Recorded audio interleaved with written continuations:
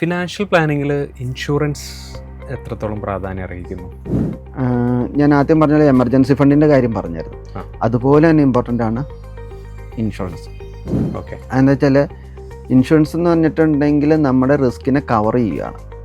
Okay, emergency fund എന്ന് പറഞ്ഞിട്ടുണ്ടെങ്കിൽ നമുക്ക് എന്തെങ്കിലും ആവശ്യം വന്നിട്ട് പെട്ടെന്ന് ഒരു ഫണ്ട് എടുത്ത് യൂസ് ചെയ്യാനുള്ള ഒരു തുക എന്നുള്ളത് മാത്രമേ ഉദ്ദേശിക്കുന്നത്. ഇൻഷുറൻസിലേക്ക് വരുമ്പോഴത്തേക്കും നമുക്ക് എങ്ങനെ യൂസ് ചെയ്യണം എന്നുള്ളതാണ് ഇവിടെ ഉദ്ദേശിക്കുക. എത്രത്തോളം തുക ഇൻഷുർഡ് ആകണം എന്നുള്ളത്.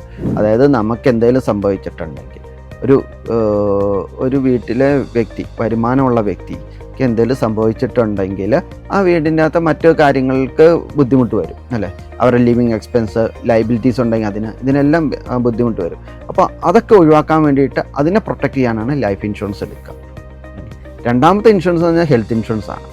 ഹെൽത്ത് ഇൻഷുറൻസ് പറഞ്ഞാൽ നമുക്ക് എന്തെങ്കിലും അസുഖങ്ങളോ എന്തെങ്കിലും വന്നിട്ടുണ്ടെങ്കിൽ ഹോസ്പിറ്റൽ എക്സ്പെൻസ് മീറ്റ് ചെയ്യാനുള്ള ഹെൽത്ത് ഇൻഷുറൻസ് കവറേജ് ഉണ്ടാവുക എന്നുള്ളതാണ് രണ്ടാമത്തെ കാര്യം.